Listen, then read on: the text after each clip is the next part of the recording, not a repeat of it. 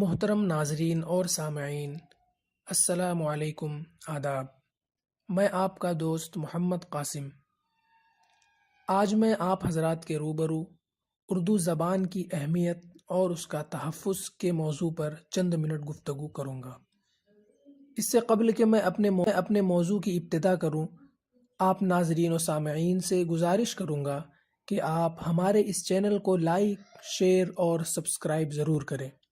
دوستو، آج کا ہمارا موضوع ہے اردو زبان کی اہمیت اور اس کا تحفظ۔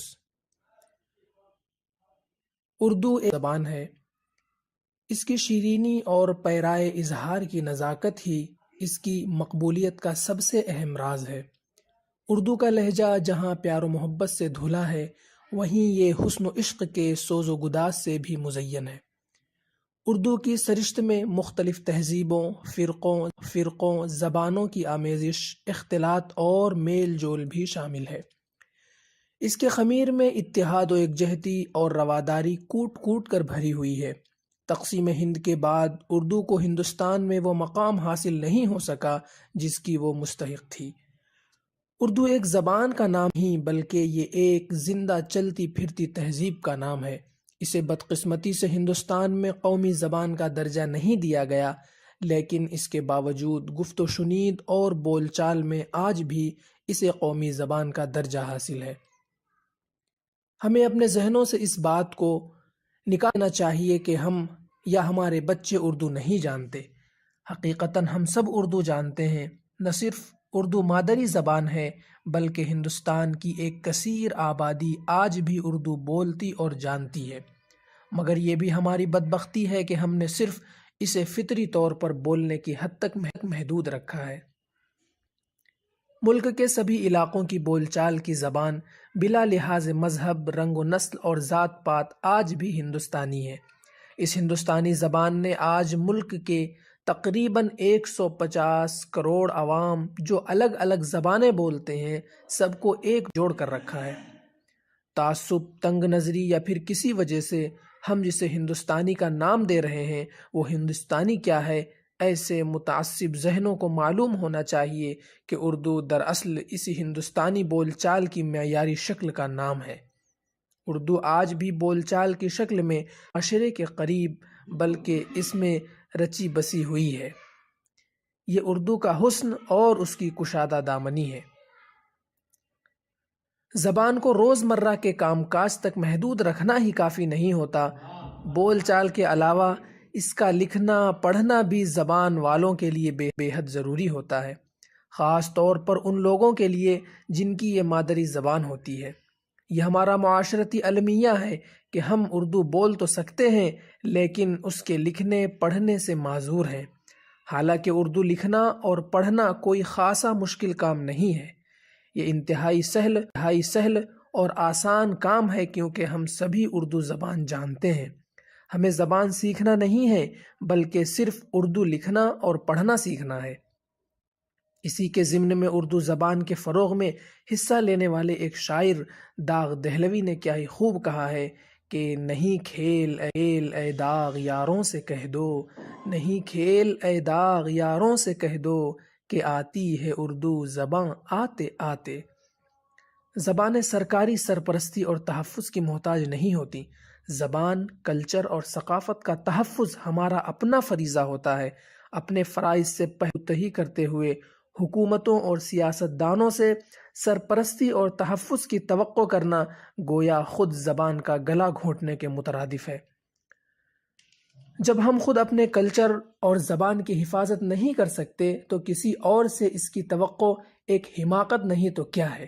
اس میں کوئی دو رائے نہیں کہ اردو کو لسانی جبر اور تہذیبی مخاصمت کا گزشتہ 70 سالوں سے سامنا کرنا پڑا ہے، جس کی وجہ سے ایک ثقافتی اور ترسیلی خلا پیدا ہو گیا ہے۔ اردو والے اپنی زبان کے تحفظ کے لیے سیاسی اور سرکاری سرپرستی اور تحفظ پر تکیہ نہ کر اس کے فروغ کے لیے خود کمر بستہ ہو جائیں۔ اردو والے انفرادی طور پر بیدار ہو جائیں تو ایک انقلابی تبدیلی رونما ہو سکتی ہے۔ اس تبدیلی کا آغاز ہم کو اپنے گھروں سے کرنا ہوگا۔ جب تک ہم اپنے بچوں اور گھر والوں کو اردو لکھنے پڑھنے کے لائق نہیں بنائیں گے، تب تک اردو کے روشن مستقبل کی سب تدبیریں دھری کی دھری رہ جائیں گی۔ ہمیں انفرادی طور پر اردو کے استعمال کو لازمی کرنا ہوگا۔ جب تک ہم انفرادی طور پر اردو کے استعمال کو لازمی نہیں کریں گے، اردو کا تحفظ اور فروغ ممکن نہیں۔ کے تحفظ میں فکرمند سیاست دانوں، دانشوروں، ادبا، شعراء، اساتذہ جو مشرقی روایات اور اردو کے فروغ اور اس کے احیاء کی باتیں کرتے ہیں، انہیں خود احتسابی کی ضرورت ہے۔ زبان کی اہمیت اس کے استعمال سے قائم و برقرار رہتی ہے۔ ہمیں اس حقیقت کو بھی تسلیم کرنا ہوگا کہ کوئی زبان کسی زبان سے بہتر نہیں ہوتی۔ ہم اردو کو تباہی کا واویلا تو مچاتے رہتے ہیں اور اس کی تباہی اور پسماندگی کے اسباب کا بھی سراغ لگانے میں کامیاب ہو چکے ہیں، لیکن مقامی سطح پر پائے جانے والے مسائل میں سے ایک کو بھی آج تک حل نہیں کر پائے۔ معاشرے میں اردو کو رابطے کی زبان کے طور پر رواج دینے کی سخت سے سخت ضرورت ہے۔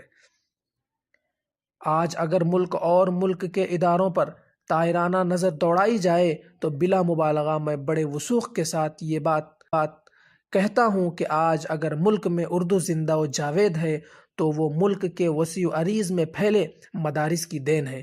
یقیناً دینی مدارس میں سارے امور، چاہے وہ دفتری ہوں یا تعلیمی، سب اردو ہی میں انجام دیے جاتے ہیں، برخلاف ملک کے اعلیٰ عصری اداروں کے جہاں اردو میں بھی نہ کے برابر اردو استعمال ہوتی ہے۔ لیکن دینی مدارس و مراکز میں اردو کا بول بالا ہے اور مدارس کے علماء بھی اردو کے فروغ میں بڑھ چڑھ کر حصہ لینے اور تالیفی و تصنیفی میدان میں بھی اپنی مثال آپ رکھتے ہیں۔ الغرض ملک میں جہاں جہاں اردو کو دوسری زبان کا درجہ فراہم کیا گیا ہے، وہاں اپنے تمام دفتری امور اردو زبان میں انجام دیں۔ اردو کے استعمال کو کسر شان تصور نہ کریں۔ جہاں تک ممکن ہو اپنے مافی ضمیر کے اظہار کے لیے اردو زبان کا استعمال کریں۔ اسکول، دفتروں، کچہریوں اور دیگر سرکاری و نیم سرکاری اور خانگی دفاتر میں اردو زبان کو استعمال کریں۔ اپنی عرضیاں اور درخواستیں اردو زبان میں پیش کریں۔ آپ کی سعی اور خواہش یہی ہونی چاہیے کہ آنے والی نسلوں میں اردو زبان سے لگاؤ، محبت اور الفت کو فروغ دیا جائے۔ اسکولوں میں اردو کی تدریس کو معیاری بنائیں۔ بچوں کو اگرچہ غیر اردو میڈیم مدارس میں تعلیم فراہم کر رہے ہوں، تب بھی ایک زبان کی حیثیت سے اردو کو بہر صورت اور لازمی طور پر اختیار کریں۔ اردو اگر آپ کی مادری زبان ہے، تب بھی آپ ہی کی ذمہ داری ہے۔ اپنے فرائض سے پہلو تہی کرتے ہوئے اغیار سے اس کے تحفظ اور فروغ کی ہرگز توقع نہ کریں۔ اردو مدارس و اسکولز میں کام انجام دینے والے اساتذہ اپنے تمام رجسٹرز اور اپنے تمام کوائف کو اردو میں تحریر کریں، وگرنہ آپ کی غفلت اور لاپرواہی زبان کے لیے آلہ قاتل ثابت ہوگی۔ اپنی زبان کے استعمال پر دوسری زبان کو ہرگز ترجیح نہ دیں۔ یقیناً فرنگی دور میں ادب کو جتنا فروغ ملا، وہ دور مستقبل میں بھی آ جائے گا جس کی اہمیت، چلن اور ضرورت کو دیکھ کر دہلوی نے کیا ہی خوب کہا تھا کہ اردو ہے جس کا نام ہم ہی جانتے ہیں داغ، اردو ہے جس کا نام ہم ہی جانتے ہیں داغ، ہندوستاں میں دھوم ہماری زباں کی ہے۔ شکریہ۔